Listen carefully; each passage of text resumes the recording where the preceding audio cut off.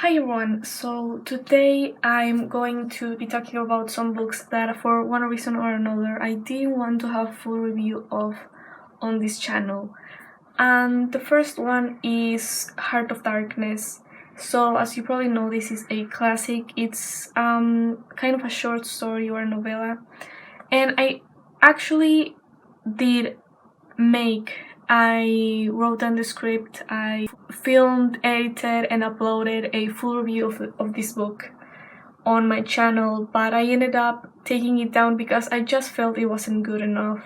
I could comment on pretty much all aspects of this book except the depth part of it because I just didn't know what to say. I knew what other people said about what this book meant and what it was about, but in a way I didn't really see that whole meaning and that whole aspect in the actual story.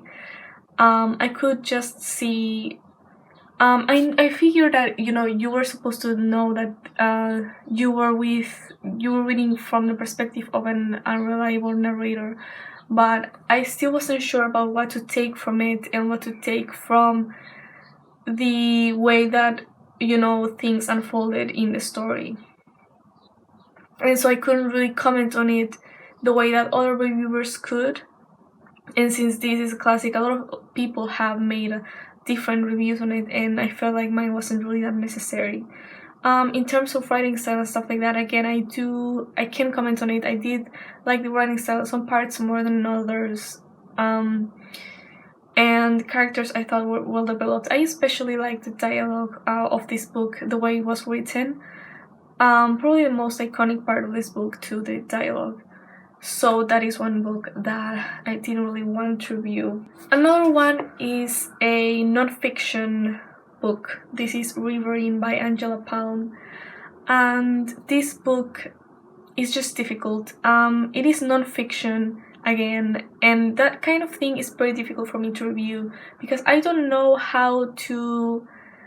whether to really judge whether or not something should have been in the story or something is more interesting than other things and some things are more relevant, because it's really just one person talking about their life. This is basically about a woman who she grew up in rural Indiana, and she had a sort of childhood crush who eventually turned out to be convicted of a double murder, and he went to prison. And the story is basically about him and about her, but they were mostly separate, and about how his life turned out to be that way and how she was able to deal with it, how she went on with her life after that. Again, there's not a lot I feel to comment on when it comes to my style of reviewing, because the writing style is very straightforward. It just wants to explain things as clearly as possible, as you might expect from nonfiction. As you can imagine, there's not a lot of dialogue because obviously you'd have to remember that word by word. I do like the way that the character of the childhood crush is talked about, written about, and developed, because but I mean, the issue is that pretty much there's only two interesting characters in the whole story, this book, the main character and also the childhood crush, and everyone else is just kind of filler and not especially interesting and not especially likable, and maybe even annoying at times. So I did find it enjoyable and it was a quick read, but I wouldn't know what else to say about this book. The next one is Their Eyes Were Watching God. And I don't think I need to tell you that this read is a little bit on the depressing side, and it actually took me a long time to read this because it just felt so much longer than it really was. It's only about 200 pages, and it just felt, it's kind of hard to explain this kind of thing, but it just felt really hopeless from the beginning. I was a little frustrated by the fact that everyone, no matter where she moved, the main character, no matter where she was or who she was with, people just mistreated her. And I understand that that's part of the meaning and the important side of the book, but it's kind of frustrating to read it sometimes.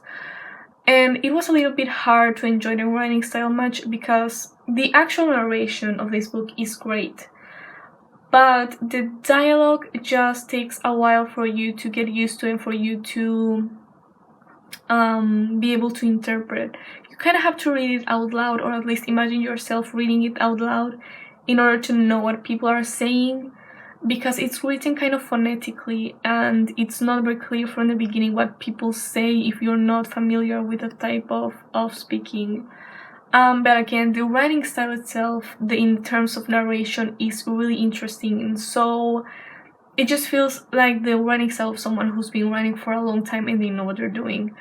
But the issue is that the book is more dialogue heavy, so that writing style does not really shine that much among all that dialogue. I do have to admire that book for the writing style and for the things that it's able to do in terms of its storytelling, but it was not something that I can say that I enjoyed much. Now, this is Uzumaki by Junji Ito. I think I forgot to mention that this is Sora Neale Hurston's Their Eyes Were Watching God. Jesus. But this is Uzumaki, and this is a manga. It looks so huge, but you can definitely read this in just a day. The reason why this is difficult to review is because I'm not used to reviewing. I don't think I've ever reviewed a graphic novel or a manga or anything like that. The way that I do my reviews, as you probably know, is that I start with writing style and things like narration and, you know, the way the plot moves, and, you know, the characters and so on.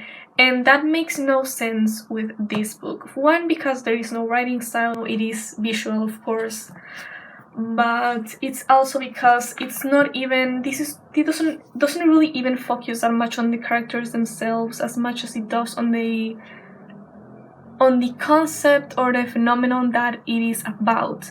So I can't really talk much about character development, and of course I can talk about writing style or narration because there's not a lot of it that is done through words. If anything, I can say that the dialogue is more, you know, on the straightforward side because it's obviously trying to advance the plot and have the reader explore more things about the phenomenon that the book is about. Now, I do have to say, even though this is pretty shocking and interesting at times, I don't find it quite as scary as some of his other works. Not sure if some of you might feel a bit shocked to know that, but I think it was more interesting than scary. However, I do have to say that I think it's really interesting. It's really admirable how he's able to have such a compelling story even though he breaks rules of storytelling, like, you know, having the viewer empathize with the character, and so making the character really interesting, as opposed to common people. You know, they're basically just whoever, and they just are the ones who end up exploring the phenomenon, the spiral, and because of them you are able to know more about it, but it's not like you care necessarily about the characters themselves. And so that's something very interesting about the way that he writes stories. The last one is Persepolis. You can probably tell that a big part of the fact that I can't review this is the fact that it is visual. It is again a graphic novel, but this one is even kind of worse in a way because it's also autobiographical, so it combines two things that are pretty difficult for me to review.